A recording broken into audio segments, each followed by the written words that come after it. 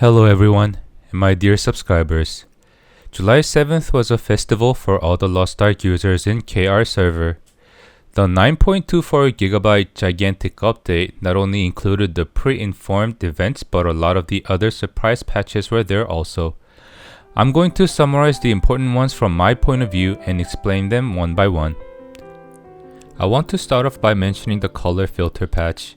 I think this is a very thoughtful patch. They added the color filters for users with eyesight disabilities. Balance patch. There's a lot to cover, so try to keep up with the pace.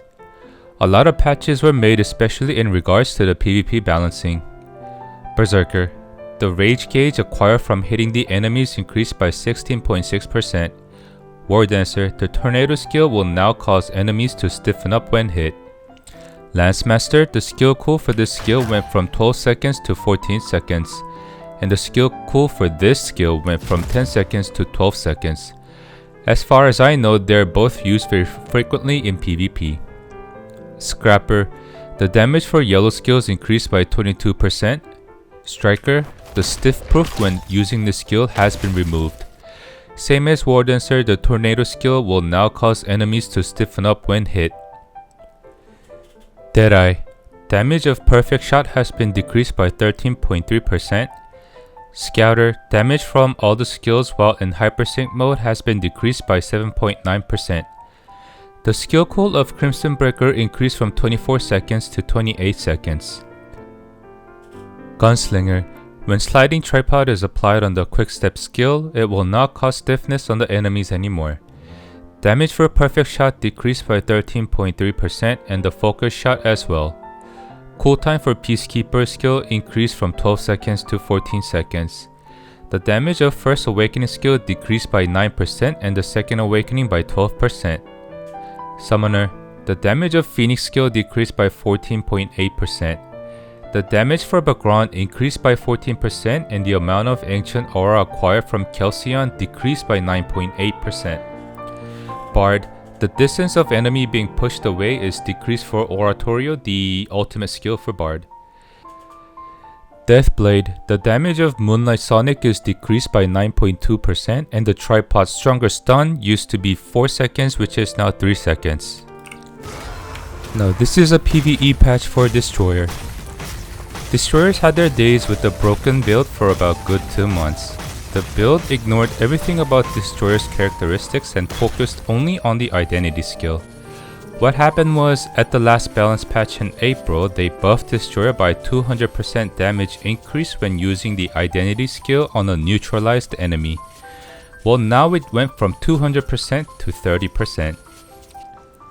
But the gravity training class engraving seems to have been buffed. It used to be about identity gauge recovery and critical chance up by 10%.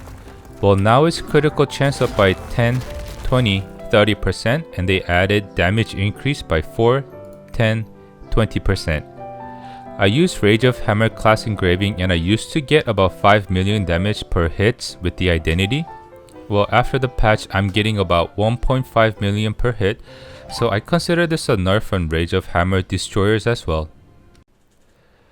Moving on, there is something weird to the lower level contents for KR.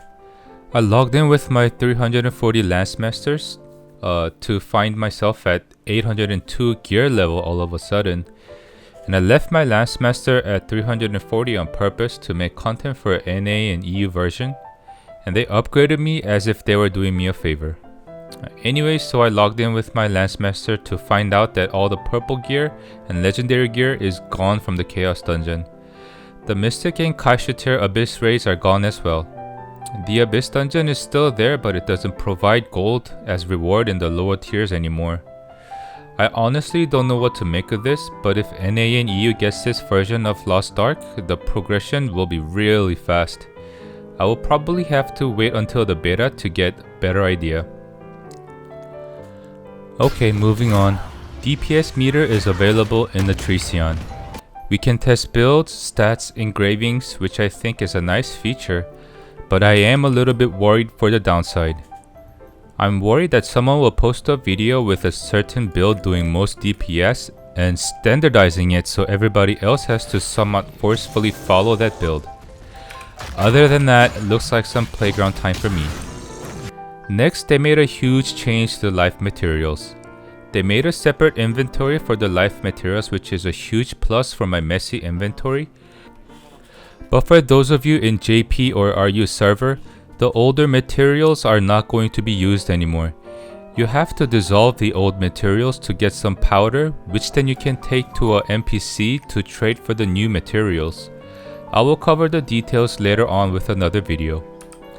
Let's move on, we still got a bit more to cover.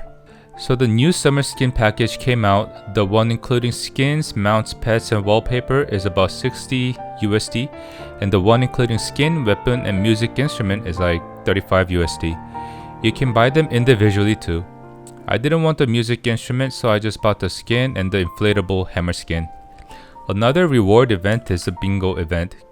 Getting bingos will give you Maharaka points, which you can use to trade for pets, unicorn mounts, and other skin accessories. And there is another event called the Arc Pass, which sort of resembles battle passes in other games. You have achievements like doing 20 successful counters or do 20 back attacks and etc. to earn experience points, unlocking rewards in order. You can choose to do the free one or the platinum for a little bit extra upgrade materials, or the super premium for a limited set of skins as well. There were other updates such as Event Island, where you can enjoy minigames and earn various materials. The general opinion for July 7th update is that there are so many events it's hard to figure out where to even start. I've decided to save my Hyper Express for Sorceress in August. It will be my first mage class ever and I'm super excited. A quick tip from the guy from the future: when events like Hyper Express is released, prices of upgrade materials goes up. That's all I have for today. Thanks for watching. Until next time. Bye bye.